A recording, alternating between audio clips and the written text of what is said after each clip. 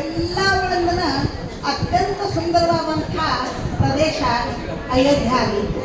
ಆ ಅತ್ಯಂತ ಸುಂದರವಾದಂಥ ಅಯೋಧ್ಯ ಒಳಗೆ ದಶರಥ ಮಹಾರಾಜ ಬಂದು ರಾಜ್ಯ ಅಂತಂದ್ರೆ ಅವ್ರಿಗೆ ಭಾಳ ಆನಂದ ಆಗಿ ಸುಖ ಸಂತತಿಯಿಂದ ಇದ್ದು ಪೂಜೆ ಮಾಡಿ ಅವರಿಂದ ಸಲಹೆಗಳನ್ನು ಕೇಳಬೇಕು ಅಂತ ತಿಳ್ಕೊಂಡು ಹೇಳಿ ದಶರಥ ಮಹಾರಾಜ ತನ್ನ ಪತ್ನಿಯರಿಂದ ಕೂಡಿಕೊಂಡು ಗುರುಗಳಿಗೆ ಪೂಜೆ ಪುನಸ್ಕಾರಗಳನ್ನು ಮಾಡಿ, ಪೂಜ್ಯ ಗುರುಗಳೇ ನಮಗೆ ಮಕ್ಕಳಿಲ್ಲ, ಅದಕ್ಕೆ ನಾವು ಏನು ಮಾಡಬೇಕು ಅಂತ ತಿಳ್ಕೊಂಡು ಹೇಳಿ ವಸಿಷ್ಠರ ಹತ್ರ ಕೇಳಿದಾಗ ಆಗ ಪೂಜ್ಯ ಗುರುಗಳಾದಂಥ ವಸಿಷ್ಠರು ಹೇಳ್ತಾರೆ, ದಶರಥ ಮಹಾರಾಜ ನೀನು ಪುತ್ರಕಾಮೇಷ್ಟಿ ಯಜ್ಞ ಮಾಡು, ಅದರಿಂದ ಮಕ್ಕಳಾಗ್ತಾವ ಅಂತ ತಿಳ್ಕೊಂಡು ಹೇಳಿ ಅವ್ರು ಹೇಳಿದಾಗ ಆಶ್ರಮವಾಸಿಗಳನ್ನು ಎಲ್ಲರನ್ನೂ ಕರೆಸ್ತಾನೆ.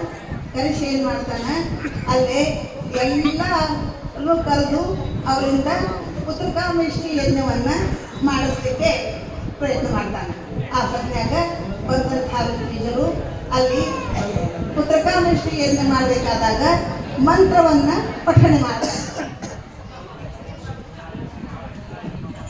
ಮಂತ್ರ ಪಠಣೆಯನ್ನು ಮಾಡಿ ಸ್ಥಿರೈರಂಗೈ ಸ್ತುತ್ವಾಂ ಸ್ವಸ್ತನೋ ದಿವ್ಯಾಶೇಮ ದೇವಹಿ ಕೈಯದಾಯು.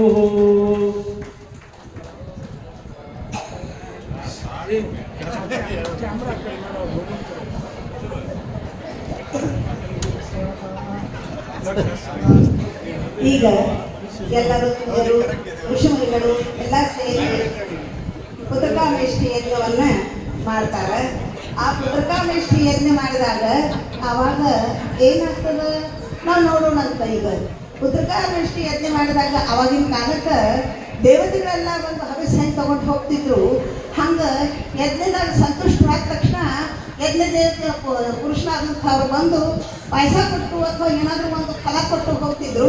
ಈಗ ನೋಡ್ರಿ, ಯಜ್ಞ ಪುರುಷ ಬಂದು ಪಾಯಸವನ್ನು ಯಜ್ಞದಿಂದ ತೆಗೆದು ಕೊಡ್ತಾನೆ. ದಶರಥ ಮಹಾರಾಜರ ಕೈಯಾಗ ಪಾಯಸವನ್ನು ಕೊಡ್ತಾನೆ. ಆಮೇಲೆ ಅಂತರ್ಧಾನ ಆಗ್ಬಿಡ್ತಾನೆ.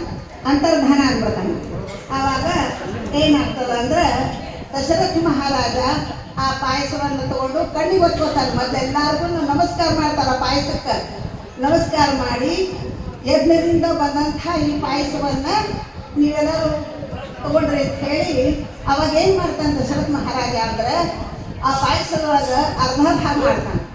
ಅರ್ಧ ಭಾಗವನ್ನು ಮಾತ್ರ ಕೌಸಲ್ಯ ಕೊಡ್ತಾರೆ ಮೊದಲು. ಆ ನಂತರ ಉಳಿದ ಅರ್ಧ ಭಾಗದೊಳಗೆ 3 ಭಾಗ ಮಾಡ್ತಾರೆ. 3 ಭಾಗ ಮಾಡಿ ಒಂದು ಭಾಗ ಸುಮಿತ್ರಾಗೂ ಇನ್ನೊಂದು ಭಾಗವನ್ನು ಕೈಲೇಗೂ ಕೊಡ್ತಾರೆ. ಆಮೇಲೆ ಮತ್ತೊಂದು ಭಾಗ ಉಳಿತಲ್ಲ, ಆ ಉಳಿದ ಭಾಗವನ್ನು ಮತ್ತೆ ಸುಮಿತ್ರಾಗೆ ಕೊಡ್ತಾರೆ. ಸುಮಿತ್ರಾಗೆ ಕೊಟ್ಟಾಗ ಆವಾಗ ಎಲ್ಲರಿಗೂ ಕೊಟ್ಟು ಎಲ್ಲರಿಗೂ ಸಂತೋಷ ಆದಮೇಲೆ ಕೆಲವು ದಿನಗಳ ನಂತರ ಎಲ್ಲರಿಗೂ ಗರ್ಭವತಿಯಾಗಿ ಅವರಿಂದ ಕೌಸಲ್ಯ ಮಾತಾನಿಂದ ಶ್ರೀರಾಮಚಂದ್ರನ ಪ್ರಭೆಯ ಜನನ ಹಾಗೂ ಆಮೇಲೆ ಸುಮಿತ್ರೆಯಿಂದ ಲಕ್ಷ್ಮಣ ಹಾಗೂ ಶತ್ರುಘ್ನ ಜನನ, ಕೈಕೆಯಿಂದ ಭರತನ ಜನನ ಆಗ್ತದೆ. ರಾಮನ ಅವತಾರ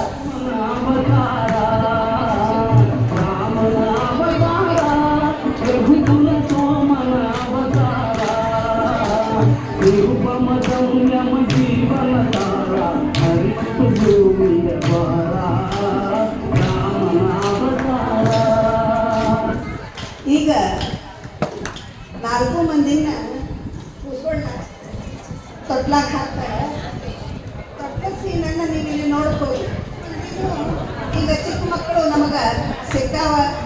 ಅದರಿಂದ ನಾಲ್ಕು ಮಕ್ಕಳ ಪೈಕಿ ಈಗ ರಾಮನ ತೊಟ್ಲಕ್ಕೆ ಹಾಕ್ತಾರೆ. ರಾಮನ ತೊಟ್ಲಕ್ಕೆ ಹಾಕಿದ್ದನ್ನ ಲಾಲಿ ಗೋವಿಂದ ಲಾಲಿ ಎಂಬ ಹಾಡಿನಿಂದ ನಾವು ನೋಡೋಣ.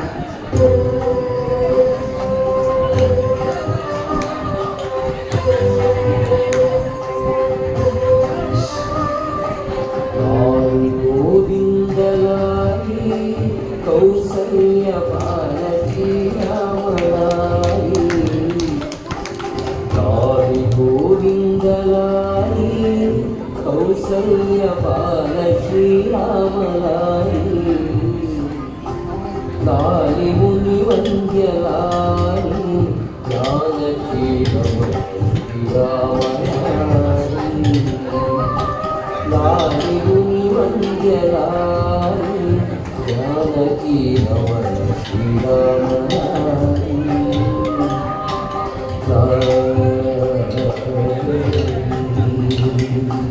कामनिगे कामनेंदु सुरसार्वभौम गुणधामनेंदु वामनेत्रेयरु पाಡಿ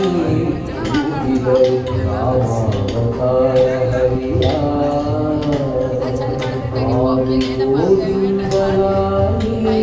कौसल्य बालकी रामलारी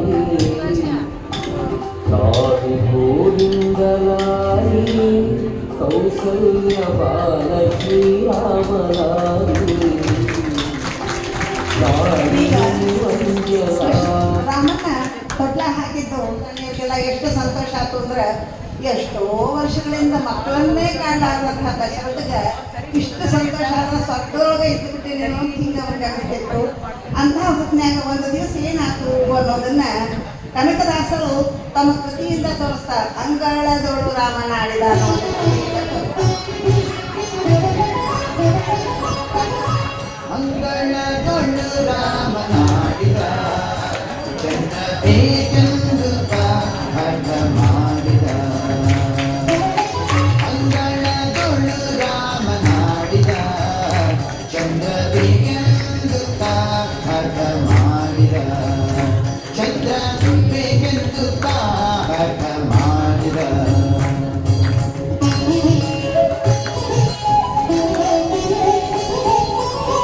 ಅಳುವ ಧ್ವನಿ ಕೇಳಿ ರಾಜನು ಮಂತ್ರಿ ಸಹಿತಾಗಿ ಧಾವಿಸಿ ಬಂದನು ರಾಜ.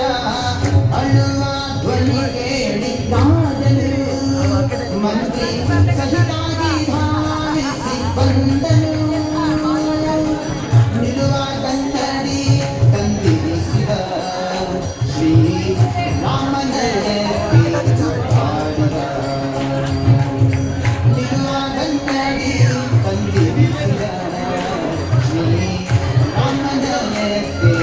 ಹಾಡಿದ. ಅಂಗಳದೊಳು ರಾಮನಾಡಿದ ಚಂದ್ರಬೇಕೆಂದು ಹಠ ಮಾಡಿದ. ಚಂದ್ರಬೇಕೆಂದು ಹಠ ಮಾಡಿದ.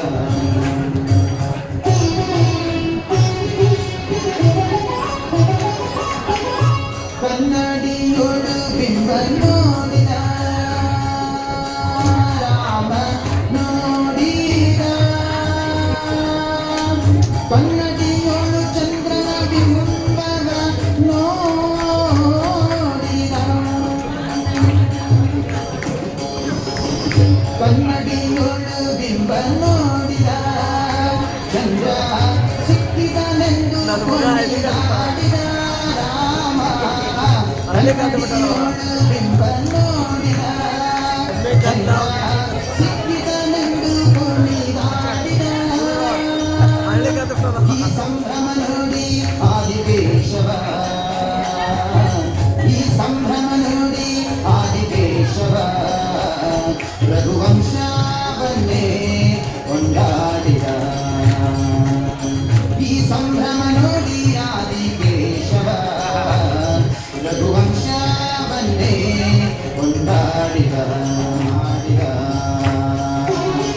ಅಂಗಳದೊಳು ರಾಮನಾಡಿದ.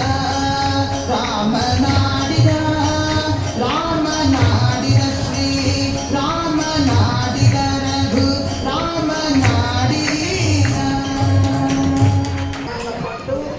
ಅವ್ರನ್ನ ಕೂರಿಸಿ ಅವರಿಗೆಲ್ಲ ಷೋಡಶೋಪಚಾರ ಪೂಜಾಗಳನ್ನು ಮಾಡಿ ಅವ್ರಿಗೆ ಕೇಳ್ತಾರೆ ಋಷಿಗಳೇ.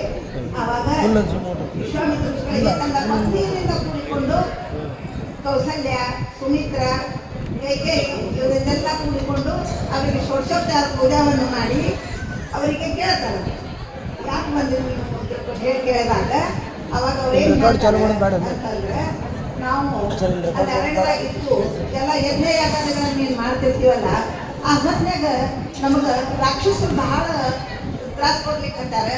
ಅದಕ್ಕೆ ರಾಮಚಂದ್ರ ಪ್ರಭುವನ್ನ ಲಕ್ಷ್ಮಣನನ್ನ ಇಬ್ಬರು ನನ್ನ ಜೋಡಿ ಕಳಿಸ್ಕೊಟ್ರೆ ಅವ್ರು ಬಂದು ಅವನ್ನೆಲ್ಲ ಒಂದು ನಮ್ಗೆ ಸಹಾಯ ಮಾಡ್ತಾರ ಅಂತ ಹೇಳಿದಾಗ ದಶರಥ ರಾಜಾಗ ಸ್ವಲ್ಪ ದುಃಖ ಆಗ್ತದೆ.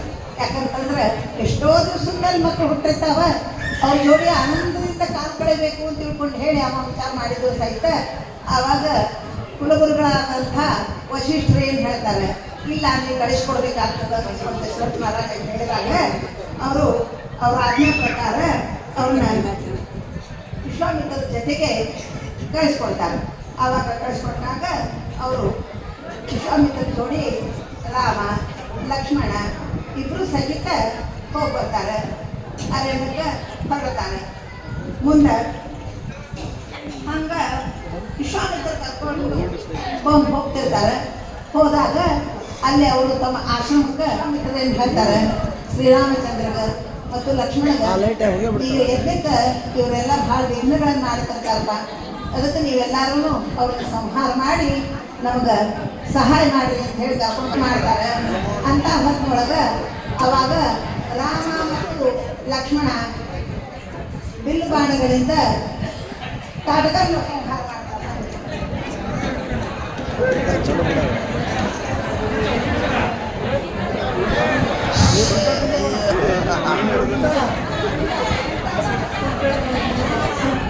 ತಾಟಕ ಸಂಹಾರ ಮಾಡ್ತಾರೆ. ಮಾರೀಚನ್ನ ಎಲ್ಲರೂ ರಾಮ ಲಕ್ಷ್ಮಣ ಎಲ್ಲರೂ ಕೂಡಿ ತಾಟಕ ಮತ್ತು ಸುಬಾಹು ಇವರಿಬ್ಬರನ್ನು ಸಂಹಾರ ಮಾಡ್ತಾರೆ. ತಾಟಕ ಸಂಹಾರ ಮಾಡಿದಾಗ ಸುಬಾಹುವನ್ನು ಸಂಹಾರ ಮಾಡ್ತಾರೆ. ರಾಮ ಲಕ್ಷ್ಮಣ ಎಲ್ಲರೂ ಸುಬಾಹುವನ್ನ ಸಂಹಾರ ಮಾಡಿ, ಆದ್ರೆ ಮಾರೀಚನ ಮಾತ್ರ ಏನು ಮಾಡ್ತಾರೆ, ಮುಂದೆ ಒಂದು ಕೆಲಸದ ತಿಳ್ಕೊಂಡು ಹೇಳಿ 1000 ಯೋಜನೆ ದೂರ ಸಮುದ್ರದೊಳಗೆ ಬೀಳೋ ಹಂಗ ಬಾಣ ಬಿಟ್ಟು ಶ್ರೀರಾಮಚಂದ್ರ ಮಾರೀಚನ್ನ ಕಳಿಸ್ಬಿಡ್ತಾನೆ. ಅಲ್ಲಿ ಹೋಗಿ ಅವರೆಲ್ಲ ಹೋದ್ಮೇಲೆ ಎಲ್ಲರೂ ರಾಕ್ಷಸರೆಲ್ಲ ಹತರಾದ ಮೇಲೆ ಆವಾಗ ಯಜ್ಞ ಸಾಂಗವಾಗಿ ನಡೀತದೆ. ತಾಟಕ ಸುಬಾಹು ಸಂಹಾರ. ಮಿಥಿಲಾ ನಗರಕ್ಕೆ ರಾಮ ಮತ್ತು ಲಕ್ಷ್ಮಣನ ಕರ್ಕೊಂಡು ಹೋಗ್ತಿರ್ತಾರೆ. ಅವಾಗಿನ ಈಗಿನ ಗತೆ ಕಾರು ಫ್ಲೈಟು ಏನು ಇರೋದಿಲ್ಲ. ಪಟ್ನ 2 ಮಿನಿಟ್ನಾಗ ಹೋಗಿ ನಾವು ಅಯೋಧ್ಯೆಗೆ ಹೆಂಗೆ ಬಂದೆವು, 6 ತಾಸ್ನಾಗ ಅಯೋಧ್ಯೆಗೆ ಬಂದ್ವಿ, ಹಂಗಿಲ್ಲ. ಅದಕ್ಕೆ ಅವಾಗ ಏನಾಗ್ತದೆ ಅಂತಂದ್ರೆ ಅವಂಗ ಬರುವಂಥ ಪಟ್ನಾಗ ಗೌತಮ ಋಷಿಗಳ ಆಶ್ರಮ ಸಿಗ್ತದೆ. ಗೌತಮ ಋಷಿಗಳ ಆಶ್ರಮ ಸಿಕ್ಕಾಗ ಗೌತಮ ಋಷಿಗಳ ಆಶ್ರಮದೊಳಗೆ ರಾಮ ಮತ್ತು ಲಕ್ಷ್ಮಣನ ಕರ್ಕೊಂಡು ವಿಶ್ವಾಮಿತ್ರರು ಬರುವಂಥ ಹೊತ್ತಿನೊಳಗೆ ಆವಾಗ ಅಲ್ಲಿ ಬಂದಾಗ ಯಾರು ಅಂತ ತಿಳ್ಕೊಂಡು ಕೇಳಿದಾಗ ಗೌತಮ ಋಷಿಗಳ ಪತ್ನಿಯಂತೆ ವರ್ತನೆ ಮಾಡುವಂಥ ಅಹಲ್ಯ ಅಲ್ಲ, ವಿಶ್ವಾಮಿತ್ರರ ಒಂದು ಅಜ್ಞಾನಸಾರ ಶ್ರೀರಾಮಚಂದ್ರ ಆಕಿನ್ನ ಉದ್ಧಾರ ಮಾಡ್ತಾರೆ.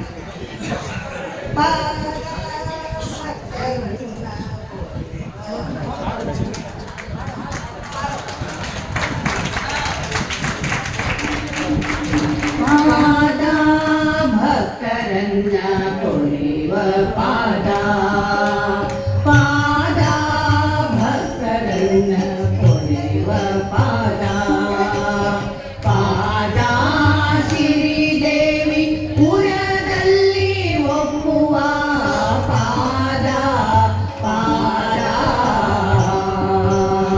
ಪಾದ ಭಕ್ತರನ್ನ ಕೊಳೆವ ಪಾದ, ಹಸುಳತನದಲ್ಲಿ ಶಕಟಾಸುರನ ಓದೆದ ಪಾದ, ಋಷಿ ಪತ್ನಿ ಶಾಪ ಉಶಾಪ ಪಾದ, ಹಸುಳತನದಲ್ಲಿ ಶಕಟಾಸುರನ ಓದೆದ ಪಾದ, ಋಷಿ ಪತ್ನಿ ಶಾಪ ಉಶಾಪ ಪಾದ, ವಿಷ ಕರ್ತೃ ರಿಪು ವಿನಾಶ ಕರದಿ ಮೇಲೆ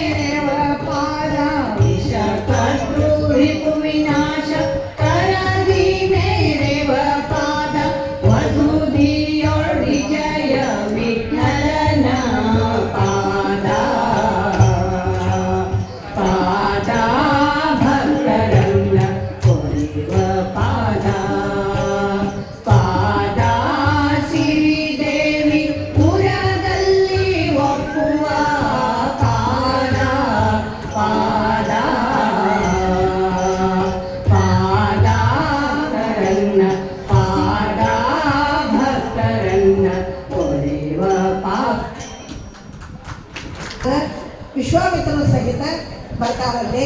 ಆವಾಗ ಜನಕ ಮಹಾರಾಜ ವಿಶ್ವಾಮಿತ್ರನ ಕರೆದು ಆಸನದೊಳಗೆ ಕೂಡಿಸಿ ಅವರಿಗೆ ಷೋಡಶೋಪಚಾರ ಪೂಜಾ ಮಾಡಿ ಅವ್ರನ್ನ ಕೂಡಿಸ್ತಾನೆ. ಹಂಗ ಬಂದಂಥ ಉಳಿದ ರಾಜ ಮಹಾರಾಜರು ಸಹಿತ ಆಸನದೊಳಗೆ ಕೂಡ್ತಾರೆ. ಅವಾಗ ಏನಾಗ್ತದೆ ಅಂತಂದ್ರೆ ರಾಮ ಮತ್ತು ಲಕ್ಷ್ಮಣರು ಸಹಿತ ಬಂದಿರ್ತಾರೆ. ಆವಾಗ ಏನಾಗ್ತದೆ, ಎಲ್ಲರೂ ಸಹಿತ ರಾಜ ಮಹಾರಾಜರು ಇದನ್ನು ಶಿವಧನಸ್ಸನ್ನ ಯಾರು ಹೆದೆ ಏರಿಸ್ತಾರ ಅವರನ್ನ ಸೀತಾಮಾತನ ಕೊಟ್ಟು ಅವರಿಗೆ ಸೀತಾಮಾತನ ಕೊಟ್ಟು ಲಗ್ನ ಮಾಡ್ತೀನಿ ಅಂತ ಹೇಳಿರ್ತಾನೆ. ಅದಕ್ಕೆ ಸ್ವಯಂವರವನ್ನು ಅವನು ಏರ್ಪಡಿಸಿರ್ತಾನೆ. ಅಂತ ಹೊತ್ತಿನಾಗ ಏನಾಗ್ತದೆ ಅಂತಂದ್ರೆ ಆವಾಗ ರಾಜ ಮಹಾರಾಜರೆಲ್ಲರೂ ಬಂದಾಗ ಅವನು ಅದನ್ನು ಹೇಳ್ತಾನೆ ಎಲ್ಲರಿಗೂ, ಯಾರು ಹೆದೆ ಏರಿಸ್ತೀವಿ ಅವರಿಗೆ ನಾನು ಮಗಳನ್ನು ಕೊಡ್ತೀನಿ, ಸೀತಾಮಾತ ಕೊಡ್ತೀನಿ ಅಂತಕೊಂಡಂದಾಗ ಸೀತಾಮಾತ ಲಜ್ಜಿತಳಾಗಿ ರಥವಸ್ತ್ರಗಳಾಗಿ ಬಂದು ವರಮಾಲ ಹಿಡ್ಕೊಂಡು ಅಲ್ಲೇ ನಿಂತಿರ್ತಾಳೆ.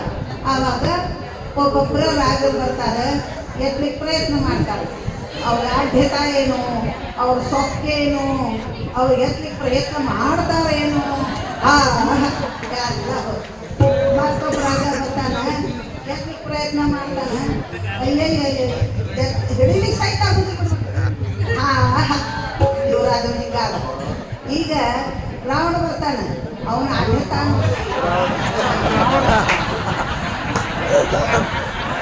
ಪ್ರಯತ್ನ ಮಾಡ್ತಾನೆ, ಅದೇ ಎತ್ತಲಿಕ್ಕೆ ಬರುದಿಲ್ಲ.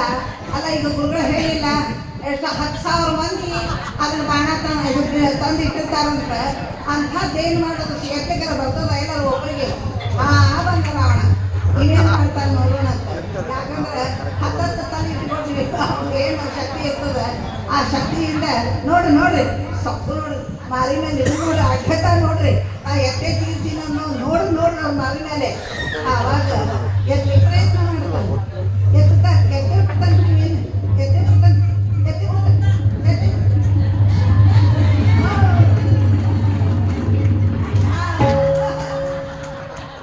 ಈಗ ಎಲ್ಲರೂ ಕೂಡಿ ರಾವಣ ಸಹಿತ ಎತ್ತಿಲ್ಲ ಅಂದ್ಬಿಡೇನ. ಅವಾಗ ಏನು ಮಾಡ್ತಾರೆ ಅಂದಾಗ ವಿಶ್ವಾಮಿತ್ರರು ರಾಮನ ಕಡೆ ಸನ್ನಿ ಮಾಡ್ತಾರೆ. ಆವಾಗ ಶ್ರೀರಾಮಚಂದ್ರ ಪ್ರಭು ಬರ್ತಾನೆ, ಅವನ ನಡೆ ನೋಡ್ರಿ, ಅವನನ್ನ ವಿನಯ ನೋಡ್ರಿ, ಉಳಿದೆಲ್ಲ ರಾಜರು ಬಂದಂಥ ಅರ್ಹತೆಯನ್ನು ನೋಡ್ರಿ.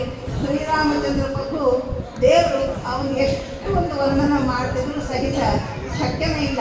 ಈಗ ನೋಡ್ರಿ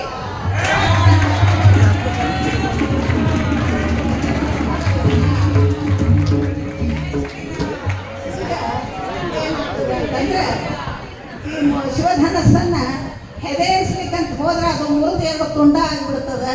ಆಗಲೇ ಸಿದ್ದಕ್ಕ ಸೀತಾಮಾತ ಕೈಯೊಳಗೆ ವರಮಾಲ ಹಿಡ್ಕೊಂಡು ನಿಂತಿದ್ದು ಆಕೆ ನಡೆದು ಬರ್ತಾಳೆ. ನಡೆದು ಬಂದು ಶ್ರೀರಾಮಚಂದ್ರ ಪ್ರಭುವಿಗೆ ವರಮಾಲೆಯನ್ನು ಹಾಕ್ತಾಳೆ.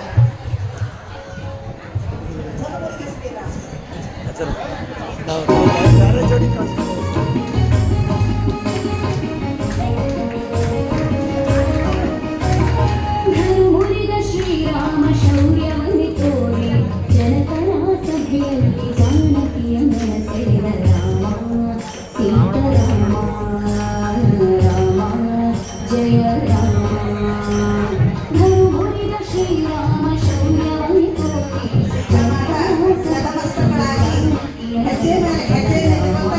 ಲಜ್ಜೆಯಿಂದ ಬಂದು ಶ್ರೀರಾಮಚಂದ್ರ ಪ್ರಭುವಿನ ಕೊರಳಿಗೆ ವರಮಾಲೆಯನ್ನು ಹಾಕ್ತಾಳೆ. ಈಗ ಹೆಜ್ಜೆ ಮೇಲೆ ಹೆಜ್ಜೆಯನ್ನಿಟ್ಟು ಗೆಜ್ಜೆ ಕಾಲುಗಳಿಂದ ಅಂತೆಕೊಂಡು ಹೇಳಿ ದಾಸರ ಪದಗಳನ್ನು ಮಾಡಿದಂತೆ ಸೀತಾಮಾತ ಬಂದು ಜನನಿಯಾದಂಥ ಸೀತಾಮಾತ ವರಮಾಲೆ ಹಾಕ್ತಾಳೆ. ಲಕ್ಷ್ಮಣ ಈಗ ಪೂಜ್ಯ ಗುರುಗಳಿಗೆ ಹೇಳಿದಂತೆ ಲಕ್ಷ್ಮಣ ಬಂದು ನಮಸ್ಕಾರ ಮಾಡಿದ್ದಕ್ಕೆ ರಾಮ ಬಗ್ಗಿದ್ದಕ್ಕೆ ಸೀತಾ ವರಮಾಲೆ ಹಾಕಲಿಕ್ಕೆ ಅನುಕೂಲ ಆಗುವಂತ ಹೇಳಿ ಈಗ ಏನಾಗ್ತದೆ ಅಂದ್ರೆ ಜನಕ ಮಹಾರಾಜಾಗ ಅವ್ನ ತಮ್ಮನ ಮಕ್ಕಳಾದಂಥ 3 ಮಂದಿ ಇರ್ತಾರೆ. ಈಗಿನ ಎಲ್ಲರೂ ಸಹಿತ ಅವ್ರು ಏನ್ ಮಾಡೋದು ಮಾಡಿರ್ತಾರೆ, ಒಬ್ಬರಿಗೆ ಮನೆಗೆ ಕೊಡಬೇಕು ಅಂತ ವಿಚಾರ ಮಾಡಿದಾಗ ಅವ್ರಿಗೆ ಏನ್ ಮಾಡ್ತಾನ ಜನಕ ಮಹಾರಾಜ ಕೈ ಎಲ್ಲ ರಾಜಪರಿವಾರದವರು ಆಮೇಲೆ ಅಯೋಧ್ಯಕ್ಕೆ ಎಲ್ಲ ಪುರಜನರೆಲ್ಲರೂ ಬಂದು ಈಗ ಶ್ರೀರಾಮಚಂದ್ರ ಪ್ರಭುವಿಗೆ ಮತ್ತು ಸೀತಾಮಾತಾಳಿಗೂ ಮತ್ತು ಲಕ್ಷ್ಮಣ ಮತ್ತು ಊರ್ಮಿಳಾಗೂ ಮತ್ತು ಭರತ ಮತ್ತು ಮಾಂಡವಿಗೂ ಮತ್ತು ಶ್ರುತಕೀರ್ತಿ ಮತ್ತು ಶತ್ರುಘ್ನರಿಗೆ ಮದುವೆಯನ್ನು ಅತೀ ಸಂಭ್ರಮದಿಂದ ತಮ್ಮ ಕುಲಗುರುಗಳ ಜೊತೆ ಕೂಡಿಕೊಂಡು ವಿಶ್ವಾಮಿತ್ರರ ಜೊತೆ ಕೂಡಿಕೊಂಡು ಎಲ್ಲರಿಂದ ಕೂಡಿಕೊಂಡು ಈಗ ಅವರು ಮದುವೆಯನ್ನು ಮಾಡ್ತಾರೆ. ಈಗ ಮಂಗಳಾಷ್ಟಕವನ್ನು ನಾವು ಕೇಳೋಣ. ಅವರೇ ಹೈಲೈಟ್. ಶ್ರೀ ಗುರುಭ್ಯೋ ನಮಃ. ಲಕ್ಷ್ಮೀರ್ಯಸ್ಯ ಪರಿಗ್ರಹ ಕಮಲಭೋ ಸ್ವಲ್ಪ ಹಿಂಸರಿಬೇಕು.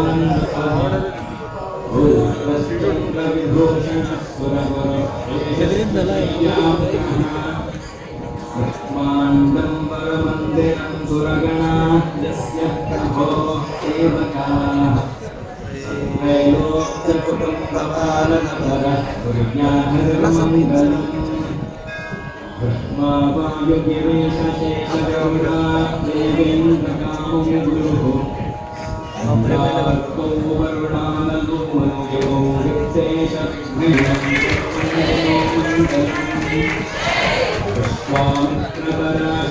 विश्वामित्रपराशरोर्भगवोगस्य पुनस्य क्रतुः श्रीमानत्रिमरीच्युतच्च पुनः शत्रुवसिष्ठोऽङ्गिराः माण्डव्योजमदग्निगौतमभरद्वाजादयस्तापसाः श्रीमद्विष्णुपदाम्बुजैकशरणा प्रपञ्चको मङ्गलम् आन्धाता परेश सगरो नाजा